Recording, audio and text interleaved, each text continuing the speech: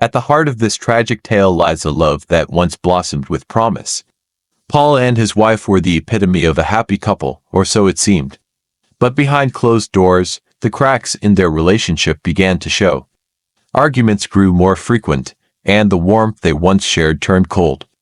Paul, a man of quiet reflection, turned to journaling and recording his thoughts as a way to cope with the growing tension. Hello everyone, welcome to my channel. Before diving into the content of today's video, I'd like to share a summary of some basic knowledge about criminal psychology that everyone can easily understand. Let's explore together what goes on in the minds of serial killers and how twisted they can be. Enhancing our understanding of murderers can help us reduce crime. By studying brutality, we can strive to live more virtuously. First, I want to introduce the concept of the dark triad.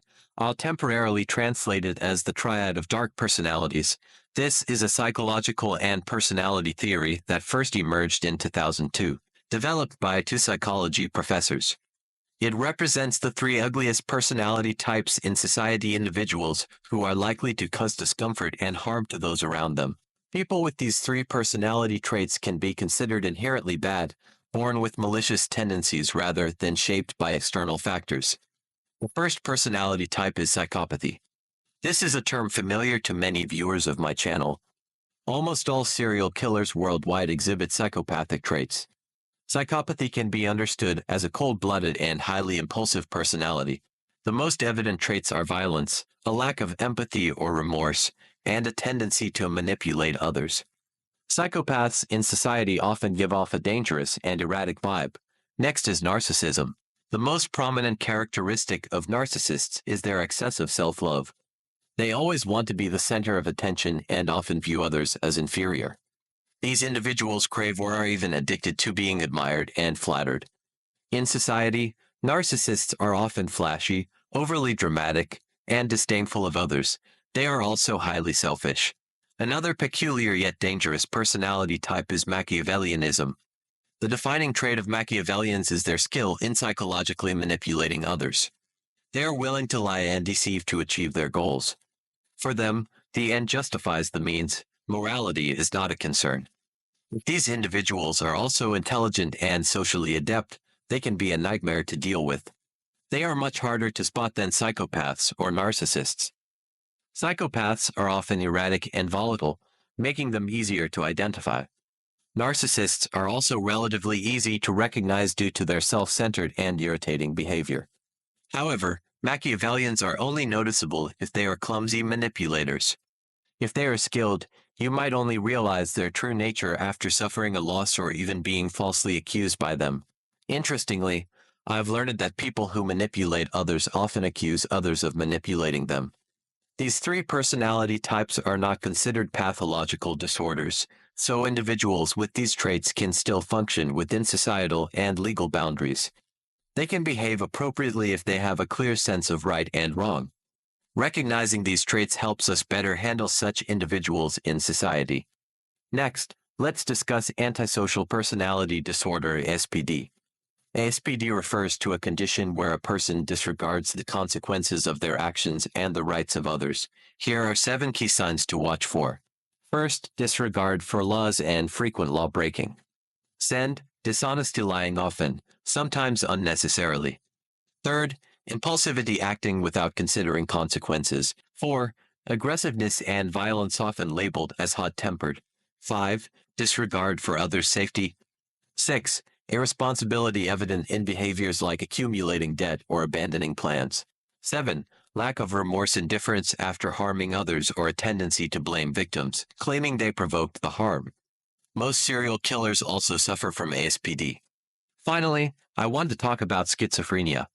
This mental illness often appears in criminal cases, as many perpetrators have escaped punishment by being diagnosed with schizophrenia. This has caused public outrage in many instances. People with schizophrenia often lose touch with reality. They have poor awareness of the world around them and exhibit symptoms like delusions. There are 3 common types of delusions. First, grandiose delusions. The patient believes they are something extraordinary, like a supreme being. Second, persecutory delusions. The patient believes someone is out to harm them. Third, control delusions. The patient believes they are being controlled by an invisible force, such as demons or gods.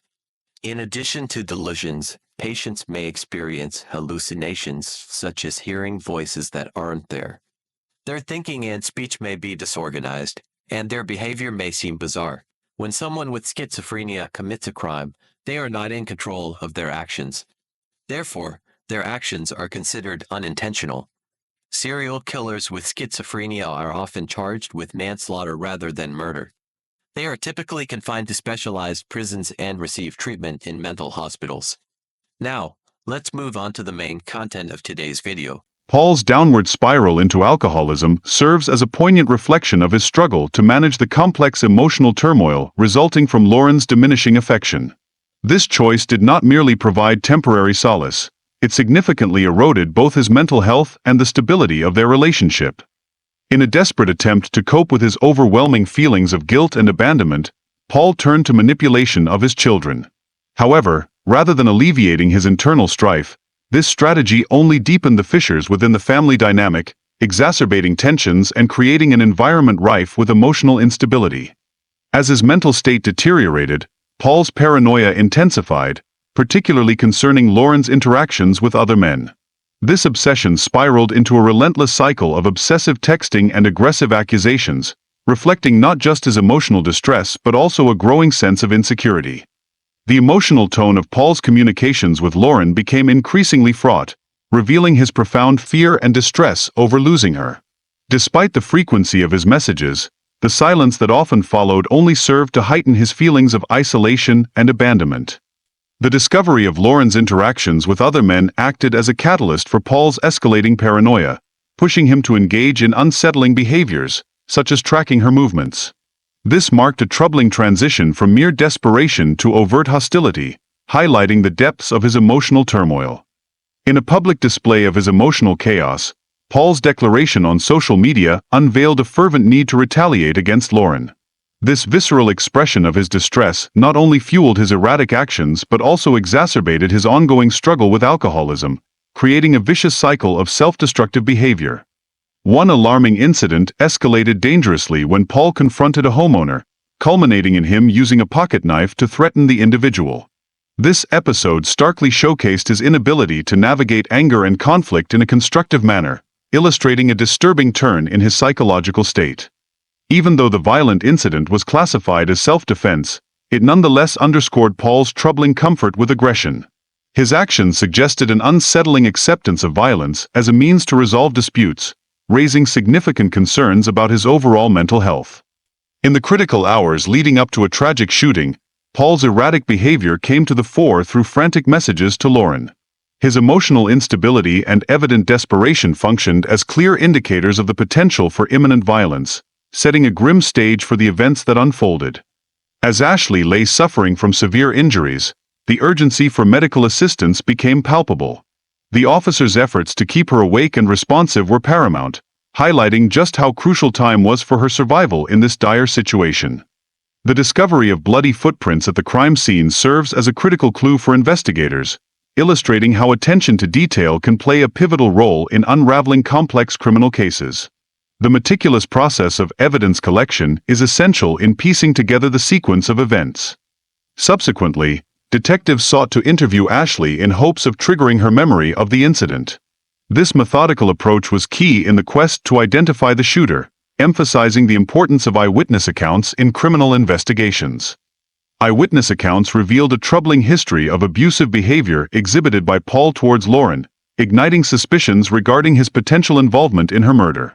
Insights from neighbors and acquaintances painted a disturbing portrait of his character that could not be easily overlooked.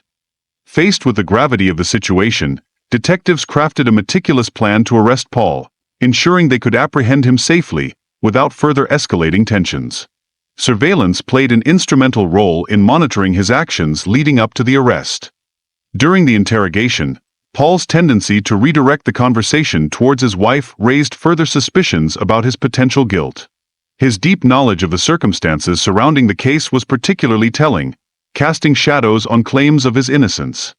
Reflecting on his transition from being a stay-at-home dad to grappling with personal injuries and separation issues, Paul painted a picture of a man overwhelmed by stress during the investigation. These factors contributed significantly to his emotional state and the pressures he faced.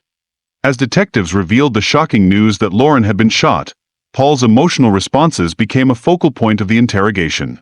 This turning point served not only to heighten the intensity of the questioning, but also to reveal the depths of his psychological distress.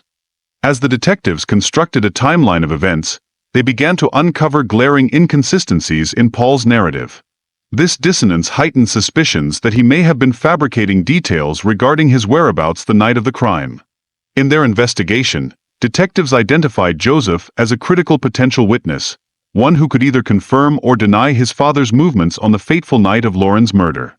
His testimony could ultimately prove pivotal in establishing a clearer picture of the events. Further scrutiny revealed that Paul's iPhone provided crucial evidence of his presence at Lauren's house shortly before her untimely death. This revelation raised significant questions regarding the timeline and narrative of events leading up to the tragic occurrence.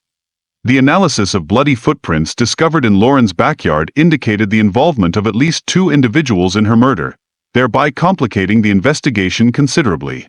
This multifaceted dimension underscored the need for meticulous investigative work. Joseph emerged as a key witness in the detectives' ongoing investigation, having been present during the tragic event. However, discrepancies in his timeline raised suspicions regarding its validity, necessitating a deeper exploration of his account. Employing a strategic approach, detectives introduced Joseph's biological mother into the interrogation environment to foster a sense of support.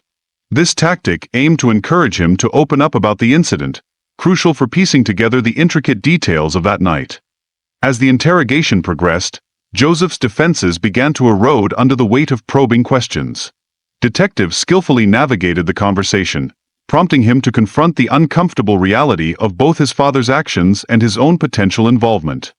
The culmination of intense questioning led Joseph to a moment of confession, starkly showcasing the psychological pressures inherent in criminal investigations.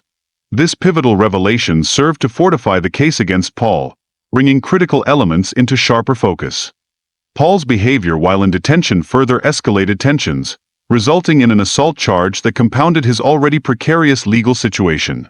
This incident underscored his ongoing struggle to adapt to the prison environment and its accompanying challenges. The protracted nature of Paul's trial, stretching over 2 years, highlights the multifaceted and often convoluted nature of the legal process in serious criminal cases. Ultimately, the outcome served to reinforce the substantial consequences of his actions, culminating in a lengthy prison sentence. What are your thoughts on this case? Please leave your comments below to join the discussion.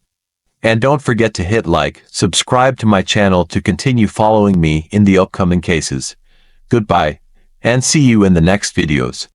Disclaimer: great effort is made to ensure all materials in true crimes videos fall within the guidelines of fair use. No copyright infringement is intended. The content presented in this video is for informational and entertainment purposes only. The content may discuss sensitive topics, and viewer discretion is advised. The opinions expressed in this video are those of the content creator and do not necessarily reflect the views of any affiliated individuals or organizations. Please contact me by email crimestory060@gmail.com. Subscribe now and join us on this eye-opening journey.